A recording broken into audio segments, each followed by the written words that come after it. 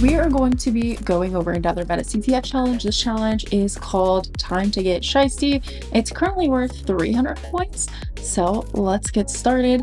This challenge will be retired once we have completed it and the video is posted, but it should still be there for you to get some points and try the challenge yourself.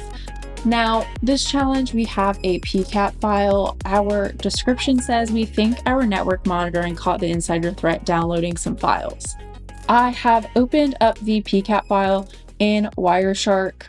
First of all, we have a lot of UDP messages, which is fine, and some ARP messages that aren't really going to help us too much. But once you do scroll down to the bottom, you're going to start seeing these TCP messages, which probably means in the case and context of this PiaT file and what we're looking for, that there is a file that's being downloaded because it's going to use TCP to transmit that data. It's going to want that information that is in that file to be transferred reliably and that nothing is missing and you can render the whole file. So TCP would be the transport protocol that is going to be used to do that. We do see here a GET message that says, along with HTTP protocol, that it is requesting a page called gold.html, and we can see the source and destination of these IP addresses. So the requester is going to be this 192.168.70.30, which is good because now it's like, okay, well, maybe that is the insider threat. That's the IP address we need to be looking at because that's where that person is going to be making the requests and sending things. We can use Wireshark to filter out just for that IP address, so we're not seeing anything else. We'll do IP.source src equals, and we're going to do 192.168.70.130 to filter out anything that is being sent with just that IP address from that IP address. There are a couple interesting things that you can do in Wireshark, which is hard to show with how I'm sharing this in OBS, but you can check the entire contents that are being sent that aren't like split up between packets. So it will recreate all of that data that's being sent individually and kind of compile that, so you just have like one long form to look at. You're not looking through each individual packet and painstakingly recreating all of the data that is being sent. You can do this by right-clicking on the packet that you are interested in kind of following or taking a look at. Once you right-click, you're going to find a option that says follow, and then from there, you're going to say follow TCP stream. That is going to look something like, let me see if I can show you the example here of this.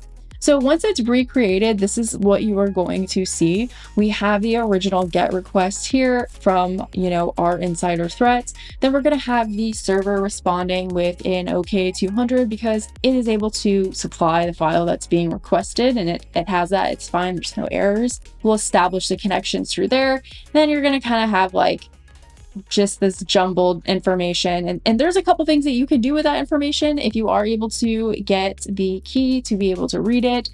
Sometimes it's like compressed or in a zip file, so you kind of have to take a look at what is the content being sent, how is it being sent, do you have the key to kind of put this information in something that's actually human readable. But we're not going to do that during this video because there is another file that is being sent here. It is going to be this get/gold_or.jpg. Another cool thing about Wireshark is that you can download that file. And the way that you're going to do that is by going up to the very top left-hand corner of Wireshark. You're going to select file. Then there's going to be an option for export objects. And from there, you're going to select HTTP because we're, exporting this object from an HTTP packet here.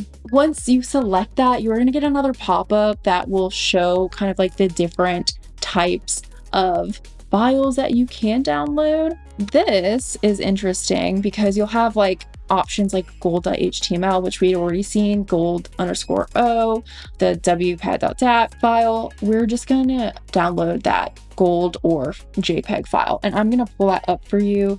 What is this? Google, or no, not Google, Paint, Microsoft Paint. And you can see this is a file that we got from the packet. And the flag is in the left-hand corner, says this rock has got shystosity. And so you can go ahead and take that flag and plug it into your metactf challenge. Let's see if we can get that going. We are going to close out Wireshark and that. Oh, I need the underscores this rock. I feel like I'm losing my voice. And now I can hear my dogs barking.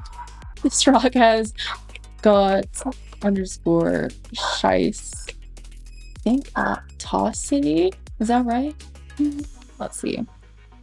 There we go. Yeah, that accepted it. So that one was a fun program. I love doing things through Wireshark. I think Wireshark has a ton of features and capabilities that a lot of people just are not aware of. So I'm always excited to display just a newer feature that people might not have known about, and which can be helpful, especially, you know, recovery, you know, incident response, all that stuff. So that is going to be the conclusion for this challenge. Hopefully you learned something from this, and the challenge will still be available for you to try. It's just going to be available with reduced points, and I will see y'all in the next video. So see you then.